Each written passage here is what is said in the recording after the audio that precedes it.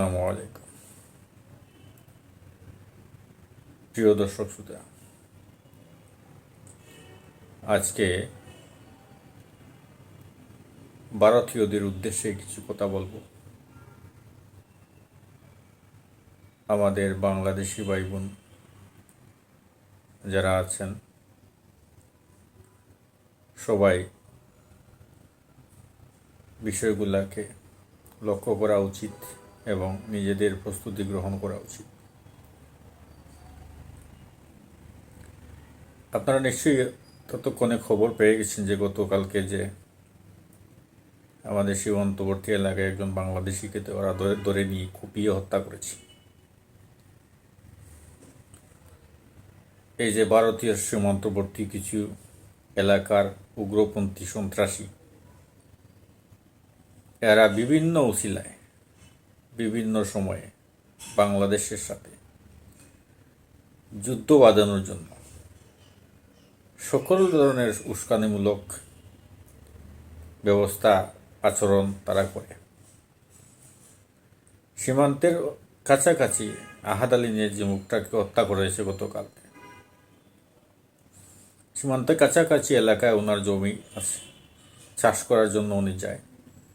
ওখানে ওরা বিভিন্ন পায়তারায় ওদের সাথে বিভিন্ন অজুহাতে জমি জমা নিয়ে একটা পাকপিতনটা শুরু করে এবং এক পর্যায়ে বাংলাদেশের সীমান্ত ভিতরে ঢুকে ওকে ধরে নিয়ে যায় এবং বেশ কয়েকজন ধরে নিয়ে যায় এবং নৃশংসভাবে কুপিয়ে হত্যা করে তাদের সীমানার ভিতরে ফেলে রেখে চলে যায়। বাংলাদেশের কুলাউড়ার সীমান্ত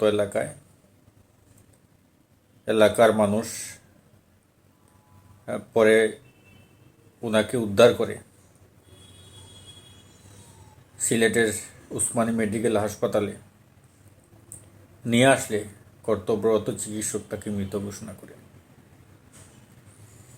এর আরও 2-4 দিন আগে সুনামগঞ্জ এলাকায় এক যুবককে শুটডাউন করেছে বিএসএফ এবং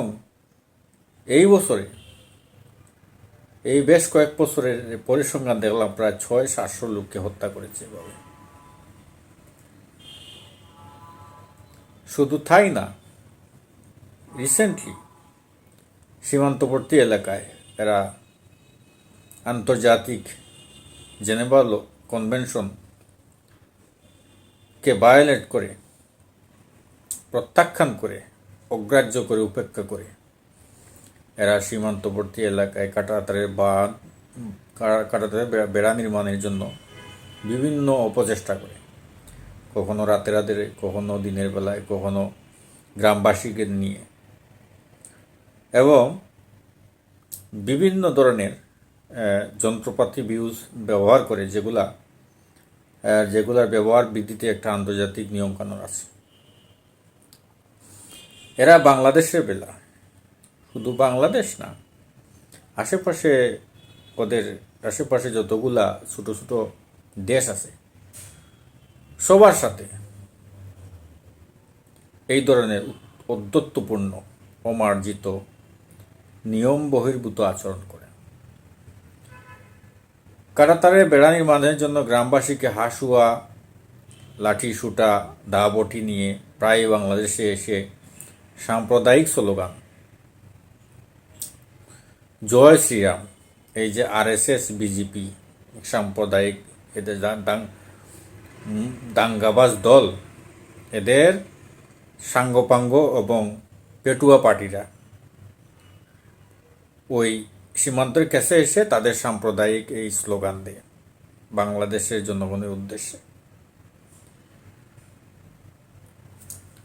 তারা শুধু এখানেই ক্ষান্ত না, ওইদিকে তারা আচরণ, এদিকে সীমান্তে এসে মানুষ হত্যা করতেছে, জোর করে বেড়া নির্মাণ করতেছে, আবার তাদের প্রিন্ট মিডিয়া, ইলেকট্রনিক মিডিয়াতে খবর ছড়াচ্ছে এই উপদেশটা আজকে চলে গেছে বাংলাদেশ থেকে, ওই সেনাপ্রধান হয়ে গেছে,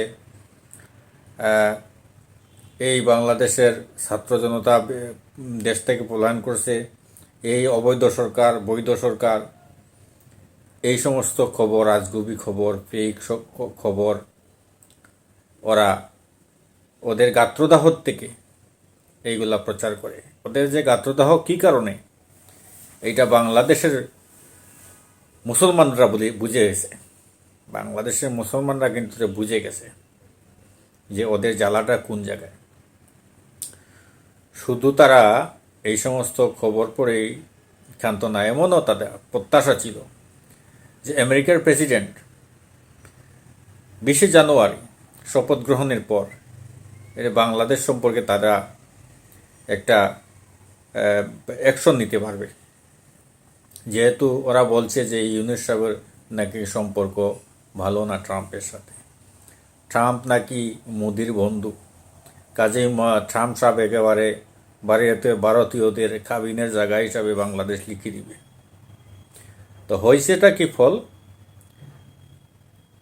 ট্রাম্প তো আর তোমাদের মতো সাম্প্রদায়িক চিন্তা নিয়ে ঘুরে না। বুঝতে হবে আমেরিকার মানুষ ওনাকে ভোট দিয়া প্রেসিডেন্ট বানাইছে। আমেরিকার মানুষ তোমাদের মতো এত ছোট লোক না, তোমাদের মতো এত ছোট বুদ্ধি চিকন বুদ্ধির লোক না যে এমন একজন লোককে ক্ষমতায় বসাবে আর উনি যতই ইয়ে থাকুক না কেন, বিভিন্ন কথাবার্তা থাকুক না সম্পর্কে, তো কাজেই রাষ্ট্রীয় ব্যাপারে উনি এমন কোনো সিদ্ধান্ত নেবেন। তো আখিবার ট্রাম্প সরকার এই যে স্লোগানের ধারক ও বাহক প্রেসিডেন্ট প্রধানমন্ত্রী মোদি, উনি তো একদম লজ্জায় লাল হয়ে গেছেন, কারণ ওনার বন্ধু ওনাকে দাওয়াত দেয়নি, প্রত্যাখ্যান করেছে। তার কারণ হচ্ছে এই যে মণিপুরে খ্রিস্টান সম্প্রদায়ের লোককে যেভাবে হত্যা করা হয়েছে এবং খ্রিস্টান মা বোনদেরকে যেভাবে ধরে নিয়ে মাঠের মধ্যে ধর্ষণ করে হত্যা করেছে, এটা কিন্তু আমেরিকা নোটেট করে রেখেছে। আমেরিকা কিন্তু ভুলে যায়নি। আমেরিকা তোমার ভারতীয়দের জন্য পাগল না। আমেরিকা এখানে দক্ষিণ এশিয়ার একটা ভূরাজনৈতিক কারণে তোমাদের সাথে একটু সম্পর্ক রাখে, কিন্তু তোমরা যে সেই আমেরিকার স্বার্থ রক্ষা করতে পারবে না, ওইটা আমেরিকা বুঝে গেছে। ইউক্রেন রাশিয়ার যুদ্ধে তোমরা কিন্তু এই রাশিয়ার থেকে তেল কিনছো, এবং চায়নার সাথে তোমাদের, যদিও চায়নাকে ইয়ে করার জন্য তোমাদের সাথে লিয়াজু রাখতেছে আমেরিকা, কিন্তু তোমরা চায়নার সাথে তোমরা হাত মিলিয়ে চলতে চাও, সমঝোতা করে চলতে চাও, এবং প্রয়োজনে তোমরা আমেরিকাকে প্রত্যাখ্যান করবে, এটা আমেরিকা বুঝে গেছে। কিন্তু চায়না এমন এক জাত, ওরা অত্যন্ত সুশিক্ষিত, জ্ঞানীগুণী এবং সেরা মেধাবী জাতি পৃথিবীর মধ্যে। এরা কিন্তু তোমাদের নার্ভের খবর জানে, তোমরা যে কি পরিমাণ, তোমরা যে জাতিবিদ্বেষী লোক, এরা ভালোভাবে জানে। কাজেই চায়নার লোক তোমাদেরকে কখনো বিশ্বাস করে না, এবং তোমাদের সাথে তখন কয়েকদিন পরেই বিভিন্ন সীমান্তে তোমাদেরকে পিটিয়ে লাল করে দেয়। তোমরা ওইখানে মার খেয়ে কানে ধরে পিছপা হয়ে ওইখান থেকে পলায়ন করে তোমরা আসো ছোট ছোট সীমান্ত যেগুলা, এগুলা তাও তোমাদের জাত পায় যে নেপাল আছে, নেপাল সীমান্তে তোমাদের এই ক্ষমতা চলে না, ওরা তোমাদেরকে বুড়ো আঙ্গুল দেখায়। তো এই হচ্ছে তোমাদের উদ্ধত্তপূর্ণ আচরণ, তোমাদের এই যে মিডিয়াগুলা। আর টাকার উদ্ধির একটা দান্দা হয়ে গেছে যে বাংলাদেশ সম্পর্কে 2-4টা মন্তব্য আজে বাজে করলেই ওইটা ভিউ হবে এবং তাদের পেট সংসার চলবে। ওইদিকে তোমাদের এই সাম্প্রদায়িক দল যেটা বিজেপি, ওরাও এইগুলাকে খুবই আশ্রয় প্রশ্রয় দেয়। সীমান্তবর্তী এলাকায় মাঠ গরম রাখে, বাংলাদেশিকে হত্যা করে এবং জোর করে বেড়া নির্মাণ করে এবং বিভিন্ন উস্কানিমূলক আচরণ করে। তো শেষমেশ দেখলাম জয়শঙ্কর, ভারতীয় পররাষ্ট্রমন্ত্রী জয়শঙ্কর গেলেন ওই অনুষ্ঠানে, প্রেসিডেন্ট ট্রাম্পের এই অনুষ্ঠানে। যাওয়ার পরে তোমার আর তো দেখানোর মতোই আর কোনো কিছু পাইলা না।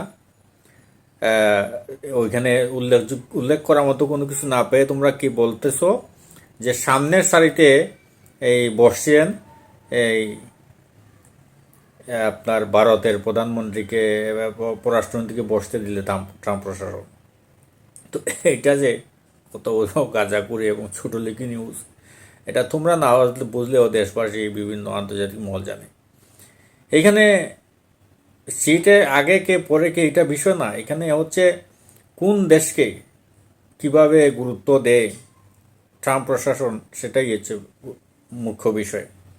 এর জন্যই তো বলি বাংলাদেশের ইউনিয়ন সরকারের সাথে আমেরিকা রাষ্ট্রপতি ট্রাম্প ক্ষমতা গ্রহণ করার সাথে সাথেই সর্বপ্রথম চুক্তি, বৃহৎ চুক্তি বাংলাদেশের সাথে গ্যাস চুক্তি হয়েছে। কাজেই আমেরিকার লোক ভুল লোককে এত ক্ষমতায় বসাই নাই যে এইসাই ইউনুসকে আমি পছন্দ করি বা না করি, এই জন্যেই আমি একটা রাষ্ট্রকে প্রত্যাখ্যান করব। এটা ভারতীয়র মতো চিন্তাধারা রাখিও অন্ততপক্ষে আমেরিকায় আশা করা যায় না, যারা এই পৃথিবীকে লিড করতেছে। তো তোমাদের এই সমস্ত গাঁজাখুরি আচরণ, গাঁজাখুরি নিউজ, এগুলা বন্ধ করো, না হলে তোমরা এই যে উভয় দেশের জন্য একটা সাম্প্রদায়িক যুদ্ধ নিয়ে আসবা। সাম্প্রদায়িক যুদ্ধ কেন বললাম? তোমরা জয়শ্রী মান ওইখান থেকে মিছিল দিতেছ, এইখান থেকে বাংলাদেশের মুসলমানরা আল্লাহু আকবার মিছিল দিচ্ছে।